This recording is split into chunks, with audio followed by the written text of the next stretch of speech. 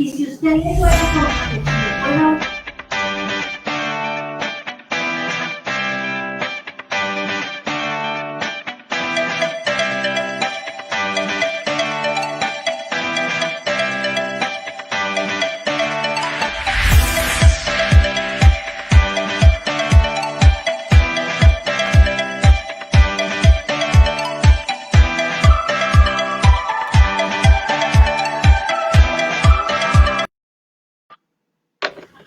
Hello, Brendan Corrigan.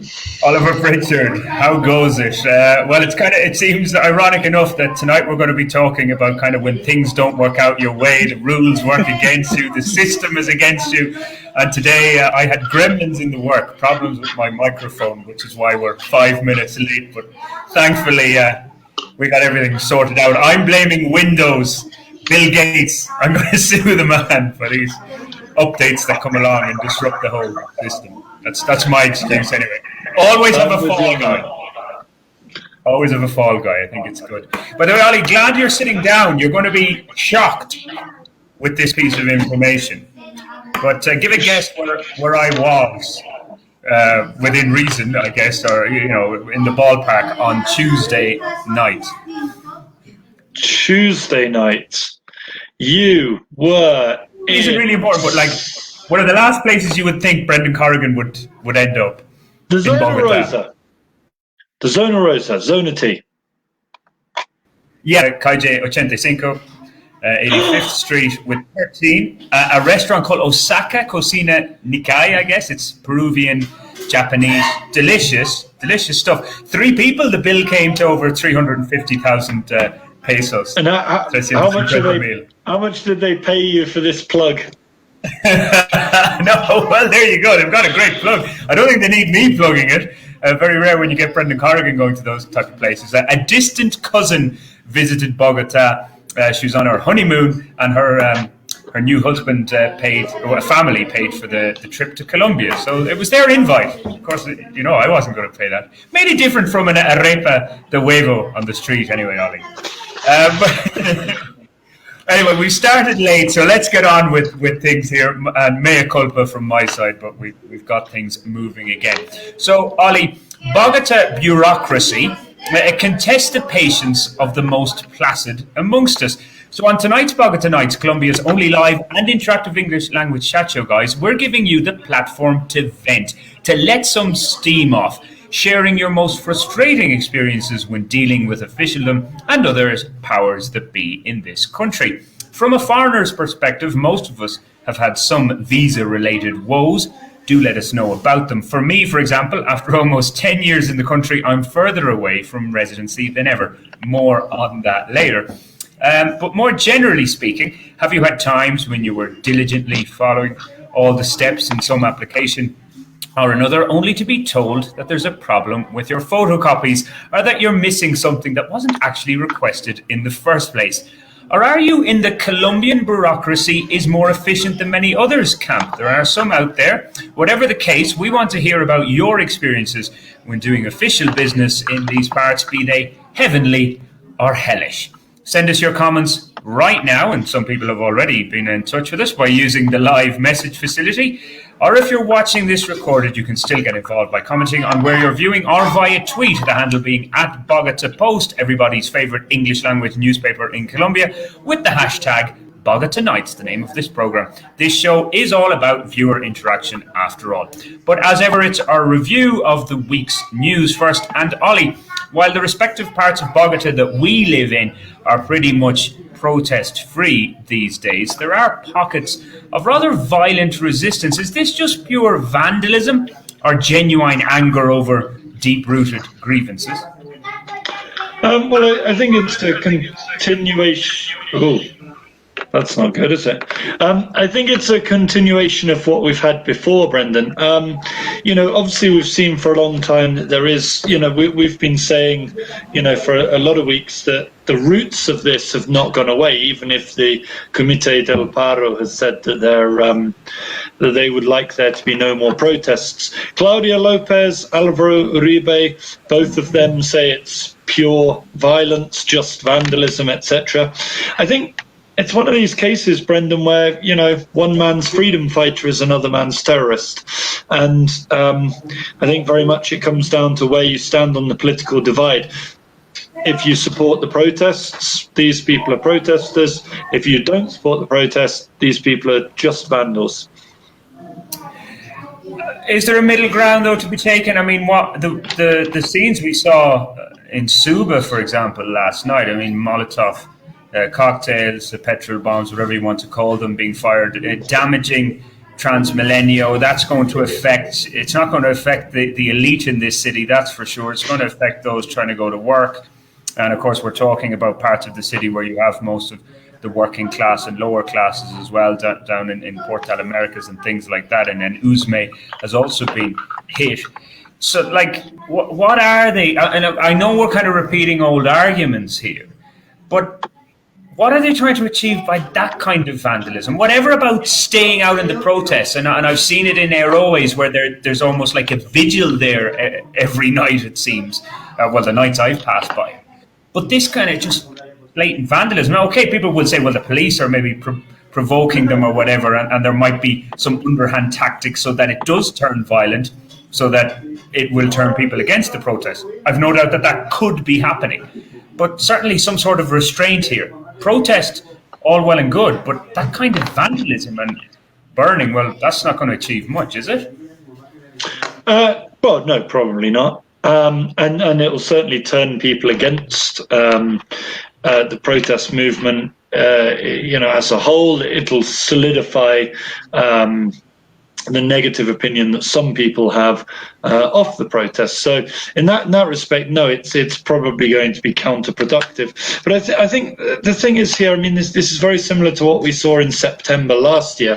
It's not necessarily about having a plan and a cogent kind of, this is what we want to achieve kind of thing. This is simply a howl of rage. And whether you like it or whether you don't like it, that's something that has to be understood. You don't have to respect it, you don't have to like it, you don't have to agree with it, but you do have to understand that it's happening, and you do have to get kind of try to understand why these people are doing this, why they've been pushed into this corner, and how you can stop it.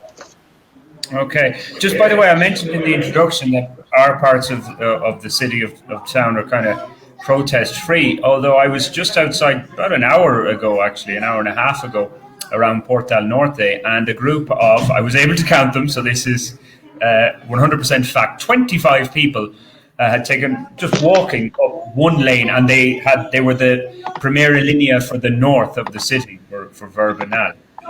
So wherever they were walking from, perhaps Airways, I don't know, but not causing that much disruption. But so there's that element to it which I hadn't seen before. Now, of course, we have had more deaths as well. One of them quite horrific, but one was in Suba. I don't have too many details on that, but then one horrific death that we saw in Talua as well, Ollie. So you have some information on that? Yes, this is the young man, Santiago Ochoa, who has, ended up being decapitated and the body put into a bag. Again, we're getting the usual kind of really disgusting justification for this. We're getting all the messages of people saying, "Oh well, he wasn't an angelito and he was doing this and doing that." Look, I don't think, Brendan, that's this kind of smear campaign tactics. I don't think is on, frankly. We're talking about a young man who was part of the Primera Linea in Tulua, a young man who appears to be connected to nothing other than being part of the protests, and he's, whoever it is that's killed him. And now look, there are stories circulating about ESMAD. Did they pick him up or did they not? There seems to be no real proof behind that. What's definitely clear is that this is not the kind of death that happens accidentally. This is a signal being sent out. This is a message being sent out. This is very much what paramilitary groups do. And this does raise the very valid question, Brendan, that obviously a lot of people have been speculating about, which is, are there paramilitary groups working against the protests? Which isn't necessarily to say with the police, although again, that's not a massive leap of faith to suggest that might be happening. Yeah, as we've seen before in this country and talked about in previous episodes. But by the way, guys, if there are, I think there might be people listening to us on Debate Opinion, but I think we're having problems getting this out on Bogotá Nights and on my Wrong Way Corrigan page as well. But hopefully we can rectify those issues. Anyway, Ollie, talking about paramilitaries, and of course we'd go to the other side of the political spectrum, and we would think that our mayor here, Claudia Lopez, she's always been put in the bracket of left wing. This week, though, coming out on an attack against Gustavo Petro, she's certainly putting herself very much in the centre of the political spectrum these days, isn't she? I'd say pretty neoliberal, to be honest. She's, to be fair to her, I don't think she ever really presented as being fully left-wing. I think that's something that was pinned on her by other people. There's kind of assumption that because she's gay, because she's a woman, she's somehow magically going to be much more liberal. I don't quite know where people got that from. Her policies were always fairly neoliberal. But yeah, I mean, you have to wonder, Brendan, if this is political posturing. It seems odd the way that she's going out of her way to criticise student protesters, to criticise protesters in general, to attack Gustavo Petro. She's had clashes with Gustavo Bolivar as well. And you really have to wonder about whether or not she's trying to position herself, for a presidential run, maybe in 2026? Hard to see what this is. Yeah, kind of keeping all options open, I guess. And the idea that the centre ground will probably hold here, which, of course, James Robinson, a man who knows a thing or two about Colombia, has very much written about keeping that centre ground, the narrow corridor, but we'll see what happens. Of course, she wasn't the only one. You mentioned... not Gustavo Bolivar. Is it Gustavo Bolivar? First name, yeah. He was also kind of in the news this week. Yes, fighting with Daniel Samper Ospina as well, who I'm no great fan of. But they've been kicking off. Gustavo Bolivar doesn't support people who want to do the what they call the white vote. Not quite sure how you translate that, voto en blanco, which is kind of a really nice thing. I think it's a wonderful thing about Colombian politics that instead of just spoiling your vote, you're allowed to say, actually, I think they're all a proper shower. I want all of these candidates to go away, and I want you to give me new candidates, which I think is a little bit nicer than just spoiling your vote. I think it's quite a nice option, just being allowed to just reject them all. I mean, it's quite grim that would be the case, but I've always been surprised that voto en blanco isn't more popular in Colombia, given that, pretty much everybody I know here tends to say all politicians are wankers. Yeah, well, the point about that, I'd say, Ollie, is because those who say that don't vote full stop. And then those who actually do want to get out and vote usually have a candidate that they want to go for. But yeah, because voto en blanco does actually work. If it reaches a certain threshold, I remember at the time, I forget what that percentage is, then there has to be another election. It has to win. It has to win in the first round outright. Yeah. Okay. By the way, Rob McKenzie, thanks for getting in touch. Point being that vandalism in terms of protests and things like that is generally counterproductive. But in a country like Colombia, it actually does work because too many of the middle and upper classes turn a blind eye. But the point I was making to Ollie, of course, a lot of the time this vandalism just affects the lower classes more so than it does these guys locked away in their ivory towers unless, of course, you have food shortages, which they have been seeing in Cali. We haven't really seen that here in Bogota. And of course, the intensity of them, even though it is bad if you're down in Suba and Las Americas and things like that, for the rest of the city, it's not really causing much disruption. But again, hitting those lower classes the more so. And I live here in Estrato Dos, Rob, and I have to say, talking to your general construction workers and things like that, they're kind of going, what are they doing? That's kind of the vibe I'm getting off certain people here. While they're angry over certain things, the idea that they will be disrupted in trying to get to work, they don't like. Okay, well, that's the protest. And by the way, keep an eye, of course, 20 de Julio, the 20th of July is Independence Day here in inverted commas in Colombia. And I've seen things on social media about having a massive protest for that day, not a day of celebration, but to let the powers that be know that this movement is going nowhere. Do you think there's something to that, Ollie? Do you think we're going to see a big event on the 20th of July? It would seem like an appropriate date to make a real statement. Yes, it would. And there's a very interesting thing. There's a very interesting thing, I think, about how everybody's trying to claim patriotism, claim nationalism. The flag is being claimed by all sides in this. Everybody is fighting for Colombia. It's very reminiscent, I think, of when you had Uribe saying that he's the Gran Colombiano, a very patriotic campaign. He's really trying to make, back in the 2000s. And at the same time, of course, you've got the FARC, and don't forget that that's C in FARC. One of the reasons that Uribistas often call them FAR, without the C, is that C is for Colombia. And I think it's very interesting how everybody's trying to represent themselves as kind of the true patriots. And I think that's a very interesting sort of element to the whole protest movement. Okay, Ollie, I know you're trying to do two things at one there because some people are having problems listening to us. We should leave that to our producer, isn't it? The difficulty of doing it live and trying to coordinate things.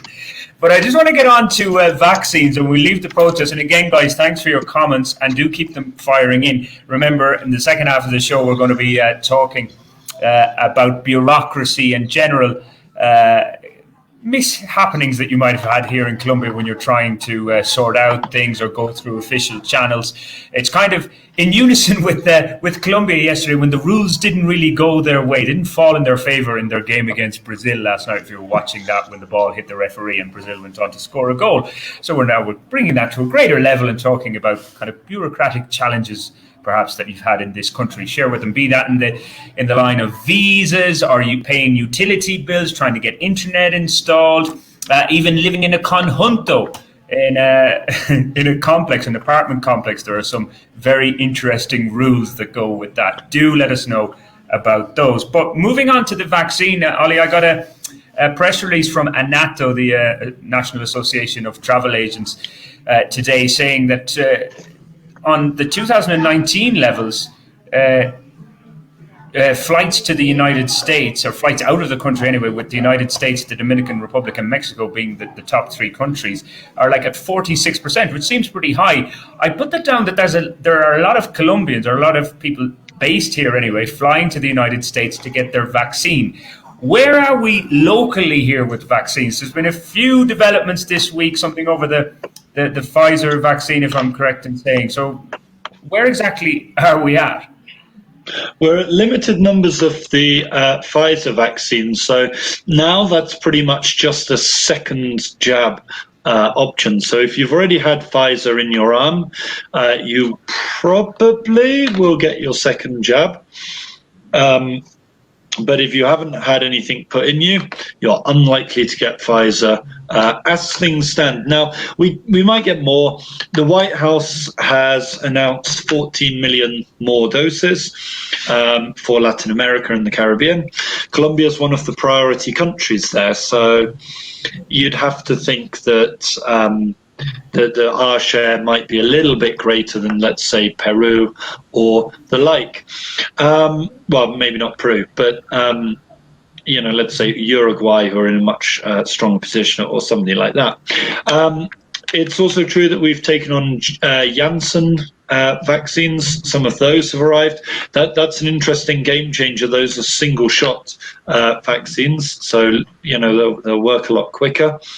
And yeah, still that Pfizer point as well. So we've pushed out they're going to push out for those under 40 to 12 weeks. What I think it was 8 weeks before that, the interval between the two shots, but now pushing that out to 12 weeks. But yeah, I think it's moving along steadily. But as I said, for those who have the resources, and it's not a cheap option, but flying to Miami or to Texas or New York or whatever. Another interesting development is that private vaccines are coming in as of this weekend. So this weekend we've got the first doses that are going towards private vaccine now. That's still fairly limited. It seems to be more about giving companies the option to vaccinate their workers privately. But nonetheless, it looks like private vaccines are going to be a thing. Actual, in Colombia, private vaccines rather than, swanning off to Miami or whatever. Yeah, and the risk perhaps that might bring of bringing something back when you're with it. By the way, Rob, at least Rob can see and hear us, so thanks for engaging. And as he said, he was just on the point about protests and roadblocks and food shortage. And another thing, by the way, if anybody is watching and is getting us, we just on a really basic point, quite like to know what browser you're using, because we know that some people aren't managing to watch the video at the moment. There seems to be a problem with Chrome and Firefox. So if you could let us know what you're watching on, that might help us eliminate a couple of gremlins. Bogotá Nights is being cancelled live in front of your eyes. Save Bogotá Nights, guys. Get the hashtag going. Okay, let's move on to sport, though, and controversy. Brazil, Colombia yesterday, Ollie. I think you were otherwise engaged, but I won't go into that. You didn't get to see the game live. But once again, there's no love lost between these two selections, is there, Ollie? Every time they play now, something seems to happen. So basically, in a nutshell, for those who didn't see the game, Colombia took the lead, early goal from Luis. Superb goal. Yeah, Lopez, isn't it? His surname? Or no? What's his surname? Diaz. Yeah, Diaz. Excuse me. The Guajiro man. Excellent. Yeah, kind of a bicycle kick style, karate kick style goal. Took the lead, and then it was almost your classic smash and grab victory. Take an early lead, sit back, defend, and they were defending quite well. It looked like Brazil weren't going to score, and then in one move, pass was made, hit the referee, and immediately went back to the player who had tried to make the original pass. And it looked like the pass was kind of going astray. And then from the following ball in, it landed on the head of Firmino. Brazil equalised. Few eruptions amongst the Colombian players. They thought the goal should have been disallowed. It wasn't.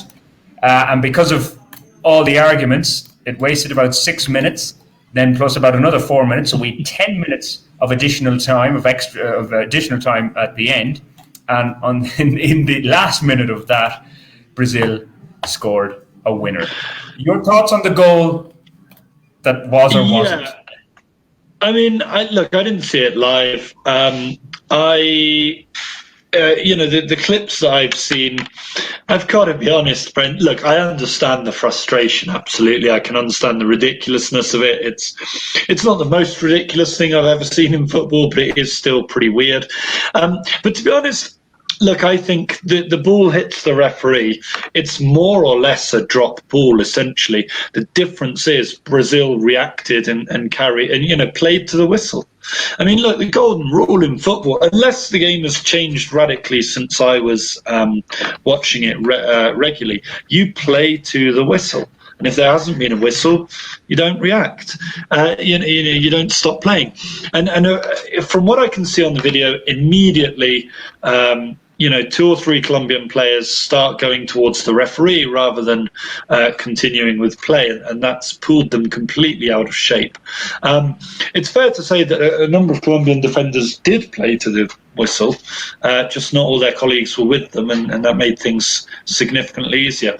And then, of course, to concede the winning goal in the 10th minute of injury time is also rather comical.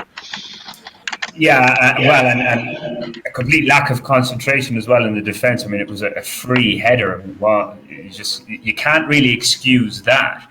But well, that's the first thing. But when you've got two centre backs coming back and two kind of wandering off to have a chat with the referee, the shape's going to be lost. And against players like Roberto Firmino, that's that's suicidal.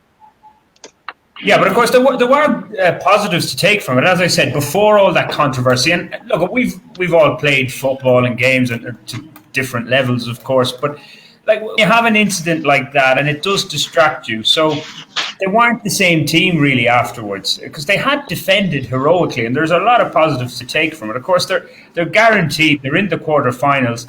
At best, they're going to finish third in the table. They're in second as it stands, but they can't finish there because of the way things will go. There's no way they can finish in second, because no matter what the result is in the Venezuela-Peru game, no matter how it goes, one of them is going to overtake them. But we had a freak result there. Well, freak Paraguay beating Chile 2-0. So Paraguay currently stand in second in the other group. So, we'll see how they get on. But as we talked about earlier, they're nearly better getting the likes of Argentina or Uruguay, because they seem to play better when they're up against one of the big boys. And then when they play a perceived weaker team, they're very ordinary. So I think they're better off. Yeah, good performance against Brazil. Couldn't find the net against Venezuela and lost to Peru. So maybe there's something in that. Yeah, okay. By the way, no point in reading out Alexandra's comment because you can't hear us, but if you are watching this after the event, I will put this up on YouTube and hopefully you can hear it back on the Facebook channels. I'm sorry that you can't hear us. That's the bad thing. Rob, what about just returning to the vaccines briefly? The Sputnik vac, I don't know about that. I remember seeing the billboards at the game last night advertising this Sinovac. And again, lots of question marks over the efficacy of that compared to the other vaccines. Of course, that was the one that was rolled out in Chile, and they subsequently had far more problems. So I would say, Rob, your best bet, I mean, at the moment, if you were to go tomorrow, I don't think you'd be being offered Sinovac. I think you'd be being told it's Sinovac or go home. So you might want to wait a little bit longer, see if these new Pfizers arrive. You might want to go away from the Centros Comerciales, try the EPS, see if they have some sort of stock left over, as it were. Who knows?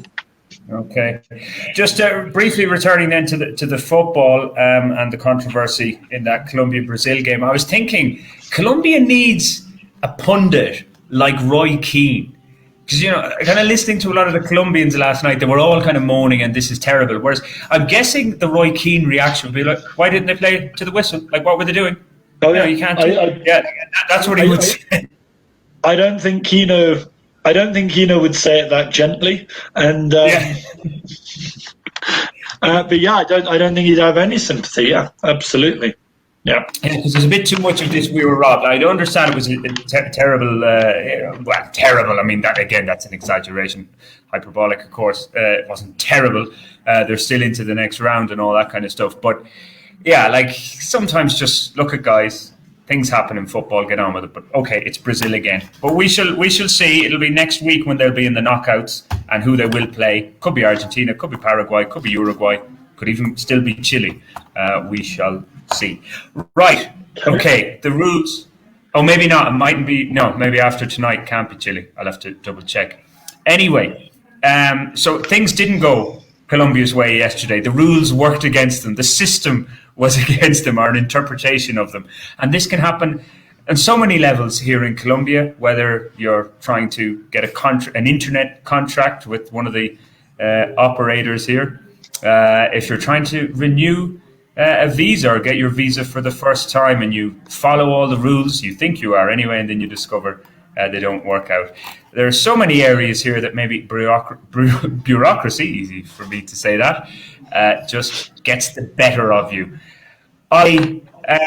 I want to kind of start off with visas, to be honest, because I've had my fair share of trials and tribulations in visas. Just in brief summation, I've almost been in this country 10 years, and right now, in June 2021, I'm further away from residency than I was in June 2016.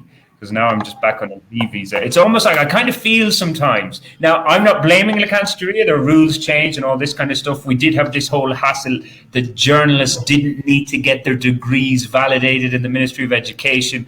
And there was this whole hullabaloo about that. And so some of us journalists were like, no, okay, we're going to fight this to the end. You know, this is justice, blah, blah, blah. A little bit silly in the end, I guess. But as things stand, the V visa was the easiest visa for me to get. But I kind of feel it almost. It's like a representation of my love life, my romances here. So that it's unrequited love. It's like a girl is telling me, yeah, look, Brendan, let's just be friends. And I just keep on hanging out and going out and taking her out for coffees and meals or whatever, but she's not interested, and I keep on knocking on the visa door here. So guys, if you've had any visa woes, we want to hear about them. Ollie, what's kind of been, that's one of my areas anyway that I've had a lot of problems with, and I'll face into it in November. You now, as a resident, you've got over all that. Yeah, I got 99 problems, Brendan, but a visa ain't one. I'm very, very, very, very, very happy about that. But to be fair, actually, I never really had too many problems with Migración or with the visa office, to be honest. They didn't seem to, you know, or the problems they did have were, to be fair, more to do with my employer. Because for quite a long time, my employer simply refused to give their financial details to the Ministry of Foreign Affairs because it was too much trouble. And they said, but it's obvious who we are. We're a big famous university. Which to be fair to them, the ministry were pretty good about and said, yeah, no, okay, that makes sense. But there was one time when they kind of said, no, you know, there's nothing special about your university. They have to prove it. I had to spend quite a long time kind of going, look, please, I do understand. It's not my decision not to give you these pieces of paper anyway. Yeah, no, my main problem is utility companies, and what a surprise, people like Claro. Yeah, I mean, there's something magical, Brendan, about being in an office when they kind of said, you know, back in the days when I had a work visa and they would say, oh, well, your visa runs out in 10 months. We can't give you a contract. And I would say, okay, can I, you know, but I'll pay in advance. No, can't give you a contract. I'll give you in cash all the money. I'll pay up the whole contract right now, right here. I'll just go to the cash point, withdraw that money. I can do it. Not a problem. No, can't do it. What do you mean you can't do it? What? No, can't do it. Can't enter it. Computer says no. Yeah, exactly. Yeah, there's nothing in the system. Can't do it. Can't do it. Can't do it. Absolutely unbelievable. And it surprises me because, you know, I always think of Colombia as being a kind of country of solutions rather than a country of problems. Yeah, well, we've talked about this in previous episodes as well. Yeah, there is kind of always a Colombian solution to be found. Now, I did bring this up about contractors. Yet again, you know, I've been moving house quite regularly of late, and the possibility of moving into a place where there are no services, I generally prefer to go in if the internet comes with the place or whatever, because it's usually short-term things I'm on. But yeah, I spoke to a few friends, and they said, "Well, just get it in like one of your mates' names, be fine, and you just pay the bill." So I think but that's not really the point, is it? Well, I know. It's, I know, it's it's not like saying, I don't know, these Ferraris are too expensive. Oh, it's okay, just twat one. Yeah, it's not the way forward, I No, think. By the way, I just want to say to Rob, he just said about the visa issue. Have a kid, Brendan, easy peasy. You clearly don't know how I socialise. I have to find a girlfriend or a woman who'll be willing to go out with this Irish man, first of all. So it mightn't be as easy. Although maybe if I adopt. But I think I'll stay single for the time being. Also, too, Rob, I just put his mind at ease there a little bit. You don't take what's on offer and leave it and lose out forever. You can delay it. I'm not guaranteeing anything here, but certainly the case at the moment is you can turn up when you want. You don't necessarily have to make an appointment. You're not obligated to do so just because your group is up. For example, I'm currently eligible to get the vaccine as a teacher, and I'm putting it off for a couple of weeks for two main reasons. Number one is I'd rather that my colleagues who are older and more vulnerable got first in line. I'm ironically very busy teaching in the daytime, so yeah, you don't have to rush it. And that's just going back for people who just tuned in. Going back, we're talking about the vaccines and what's available here, and the various options. As some Colombians and foreigners here have decided to fly to the US to get theirs. But we're talking now about your kind of bureaucratic nightmares, or otherwise, because it's not always that. And talking about the visa system, like a lot of things in Colombia now as well have moved online, where in other even richer countries, more developed nations, that there's still kind of lots of paperwork tied to it, and here it's all fully online. Now that can be good, and it can be electronic, yeah, but it can be good and bad, because if sometimes you really just want to talk to somebody, or you need to talk to somebody, and then it can be rather difficult. You don't get near to them at all. Yeah, how many times have we seen this old situation, Brendan, that if you don't talk to the right person, nothing happens, and you get sent from pillar to post, don't you? I've certainly been in one of those ricochet situations before, where you're bouncing around the internal sort of inside of a company, trying to get somewhere and get something, and being shifted on and shifted off. I've had some really bad experiences, actually, with private companies as well. Home Center, one of the few places in Bogotá that sells skirting boards. Don't ask me why so few places that sell floors also sell skirting boards. It seems to me that if you were selling floors, you would also sell skirting boards, but a lot of them don't. Anyway, reluctantly off to Home Center I went. Home Center, quite comically, instead of sending me a pack of 5, sent me packs of 1. So I pointed out the error, I got a thing. But again, you're ringing up the customer service. It's no good, Brendan. It's just the whole customer service thing is designed to make you, it's a bunch of buttons. And when you press the buttons, you go nowhere. In the end, you kind of have to ring up. You have to kind of ring up and say that you want a loyalty card, at which point there's always somebody at the end of the phone. But again, they can't transfer you. They're wire-centric. And I've had similar problems with Davivienda. One year going on holiday, I rang up Davivienda to say, hey, we're going on holiday. Please don't block my card. I will be using it in a foreign country for the next, however long it was. And Davivienda, I later found out, getting my ex-girlfriend to enter in her cedular number, Davivienda just didn't recognize 6-digit cedular numbers. Just didn't recognize them at all, which I hadn't sort of taken into account. And they didn't sort of put up a message saying that's not a valid number. They just said, oh yeah, go back on hold. So I'd been on hold, I just had it at the back of the house, on a Skype call, going for like 3 hours or something, going nowhere on an endless loop, in this system. Unbelievably frustrating. Yeah, kind of linked to that is is when you have things to do online and there's a Spanish and an English thing, and you're going to go, I don't want to really read all the Spanish.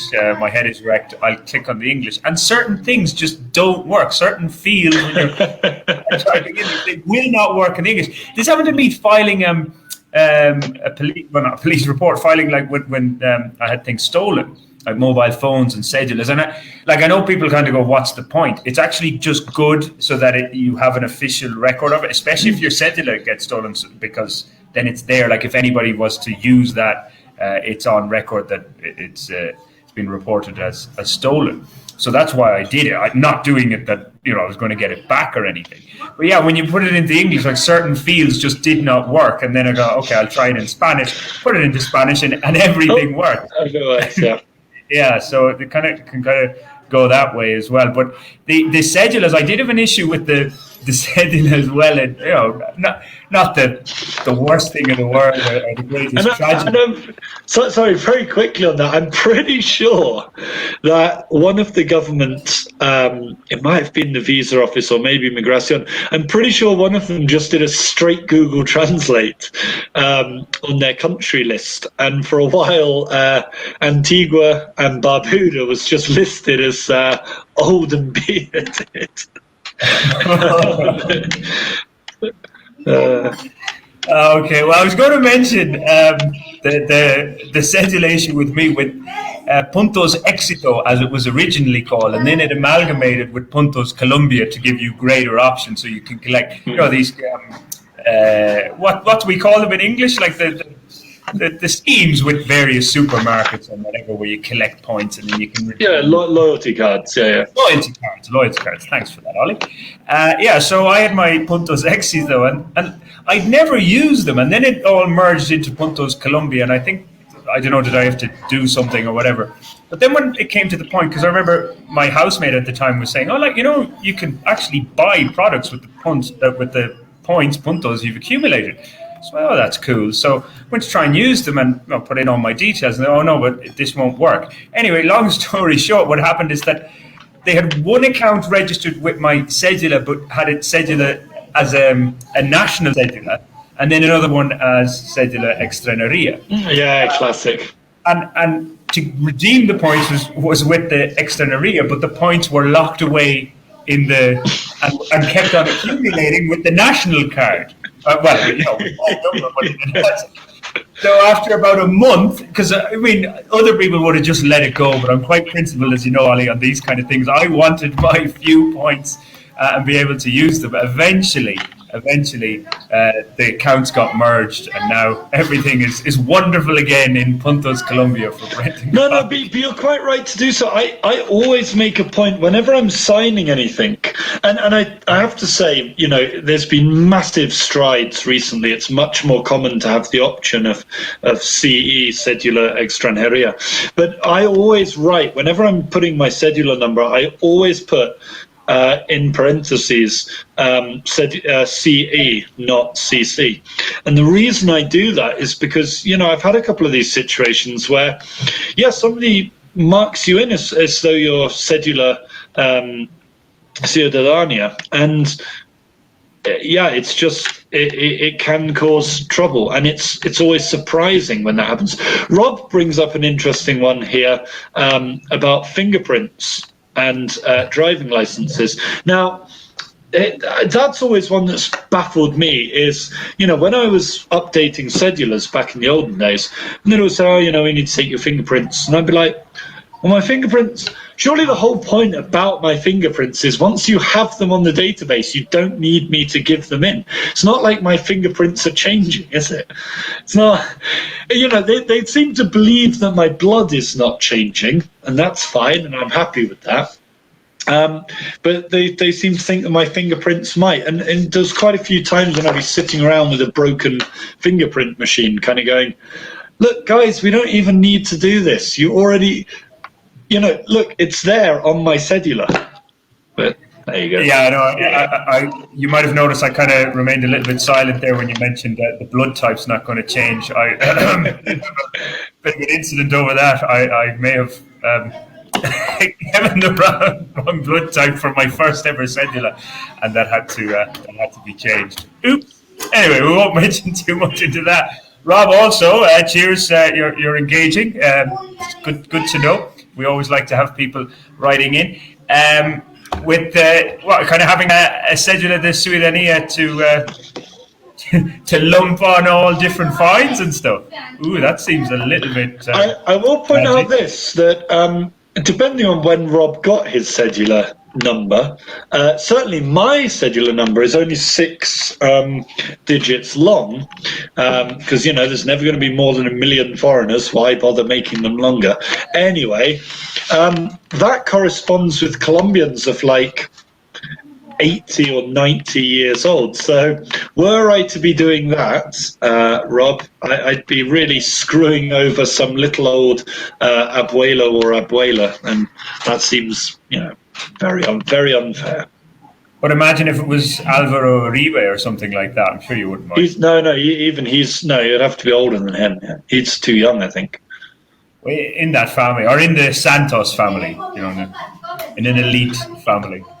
I don't think they even have cedulas. I genuinely, I think they're like the Queen. They don't need passports. They just go, it's my country.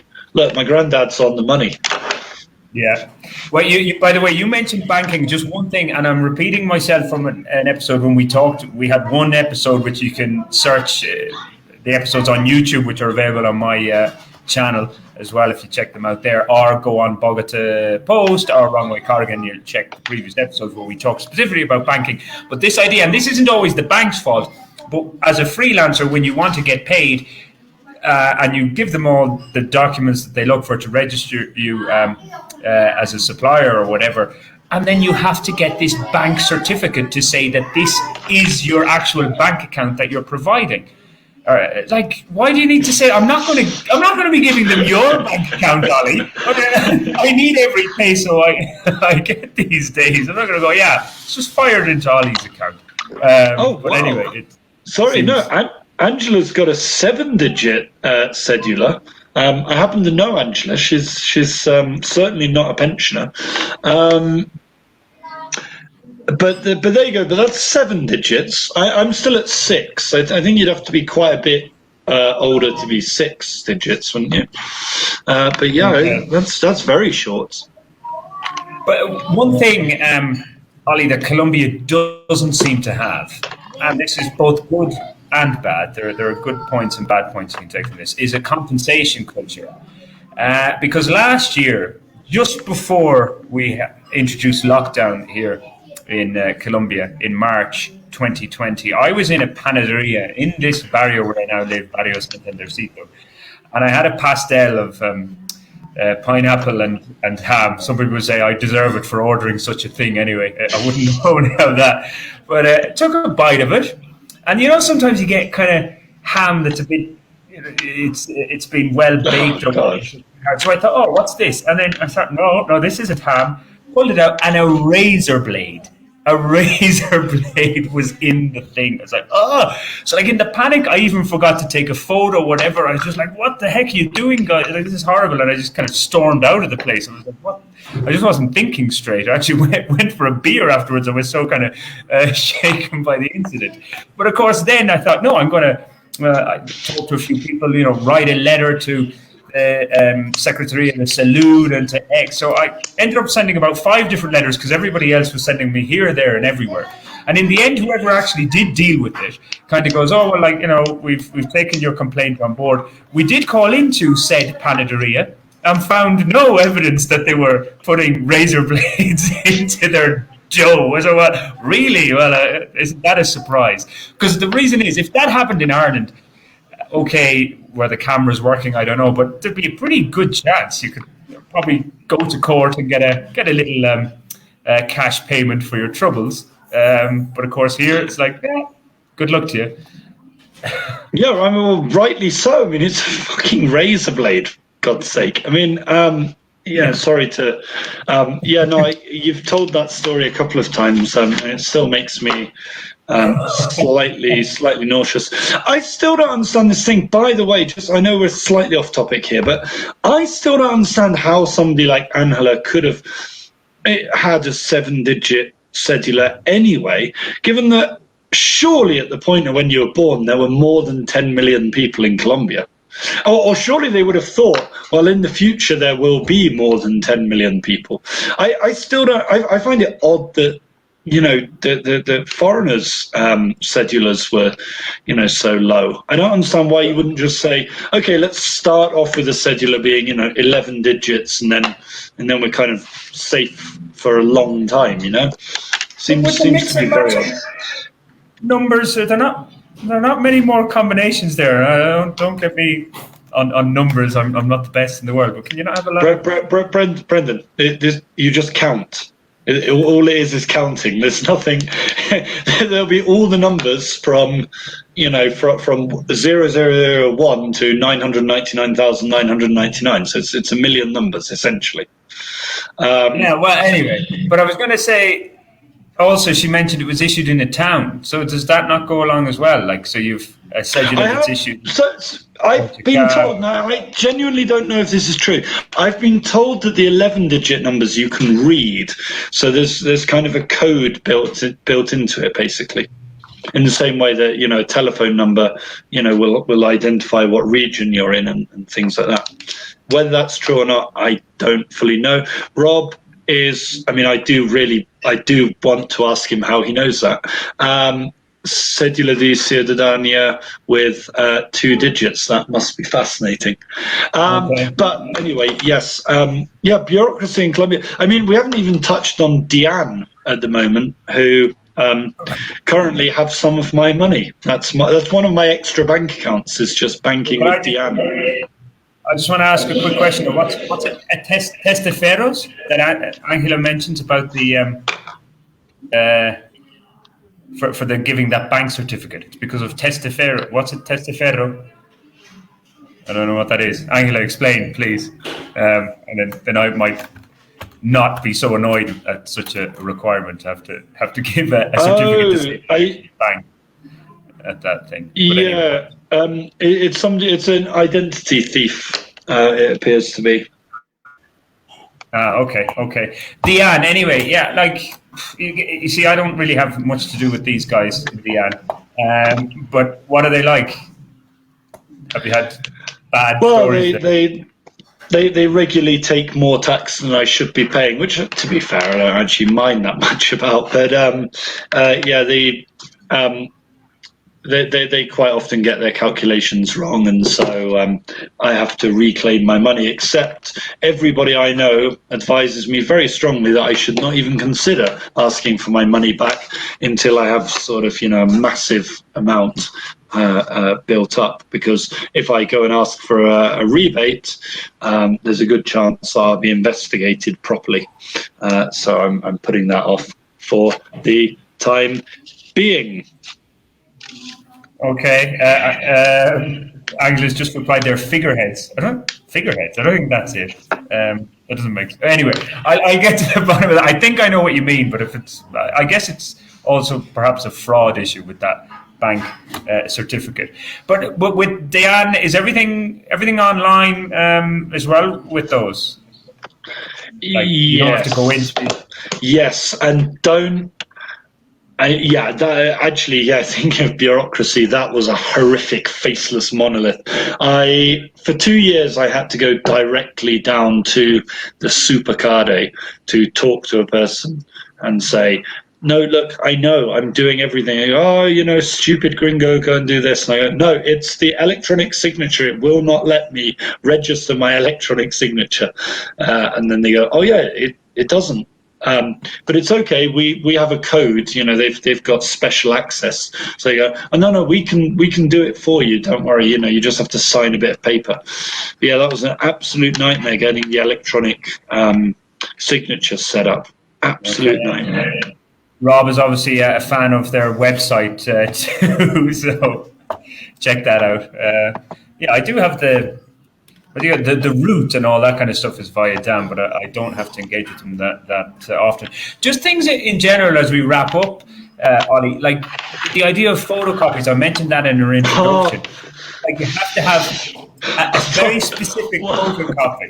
I've always found that so bizarre, and also like when you're doing things, you're kind of in the bank, and you go, well, there's a photocopier right there. What do I pay you money for on my bank account every month? Why can't you just do a photocopy? It's not like I'm asking for the moon on a stick.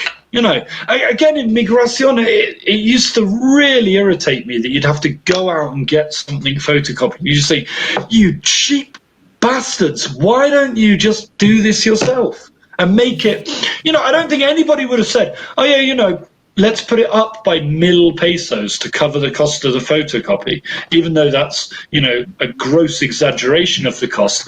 I don't think anybody would have complained just to save the time. Yeah, no, it is madness.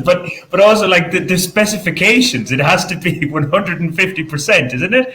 Of your cedula anyway, that has to be printed out to 150%. Yeah, or 200% or whatever, or they have to be on the same bit of paper or different pieces of paper, the front and back and all that sort of thing. Angela does make a very good point, of course, front men to manage money. But of course, Angela, you just, if you're a decent drug gang lord, I'm sure you just have people with full identities. Like, you don't need to get somebody to pretend to be you. You just get them to literally just be an actual sort of separate person, I think, is the whole point. Yeah, well, anyway, guys, I think we've gone over the hour. We were a little bit late in starting. I don't know, as our producer, he hasn't written to us. Because I was going to mention about just security as well. One incident that really annoyed me a few years ago was when I had these horrible classes. It was kind of the graveyard shift, going out for 6 a.m. classes in Zona Franca. It took me about an hour and a half to get up at 4:30 to get out there, and a terrible part of the city. There's absolutely nothing aesthetically pleasing about that part of the city. And I'd done my first month. I was like maybe teaching 2 or 3 classes a week, and the month changed during the week. So let's say I taught there on a Tuesday, and then I go on the Thursday, and it was the next month, and I turn up, same security guy, whatever, hand in my cedula or whatever ID I was using at the time. It was in my early days. I think it might have been passport. And he goes, no, you're not registered. I said, well, it's me. We've actually talked and kind of had a joke or two, whatever. It's the same thing, and you know where I go every morning when I teach class. No, can't get in, because each month you had to re-register if you weren't actually fully working there. I just thought, well, okay, that's great. It's like I'm here standing physically in front of you. But I know these things can happen all over the world. What about people not knowing the rules? That's a constant bugbear of mine, especially because, with the COVID situation getting relatively extreme at the moment. But, I've been stopped a number of times and asked to donate blood. And every single time I've said to them, I can't give blood. And they say, I'd love to give blood. I say, I would honestly, I have relatively useful blood, not super useful, but relatively useful. Every time they go, no, it's fine. You definitely can. And I go, check your book. Please check your list of rules or talk to your superior or whatever.